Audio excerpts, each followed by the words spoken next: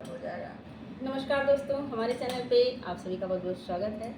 नवरात्रि की ढेर सारी आप सभी दोस्तों को शुभकामनाएं। आज नवरात्रि का पहला दिन है। हम दोनों बहनें बहुत ही प्यारा सा बछड़ा गीत लेके आए हैं। हमारा गीत अगर अच्छा लगे तो लाइक शेयर सब्सक्राइब करें, बहुत सारा प्यारा आशीर्वाद दें। जय माता दी, बोलो शेरा वाली मैया की जय।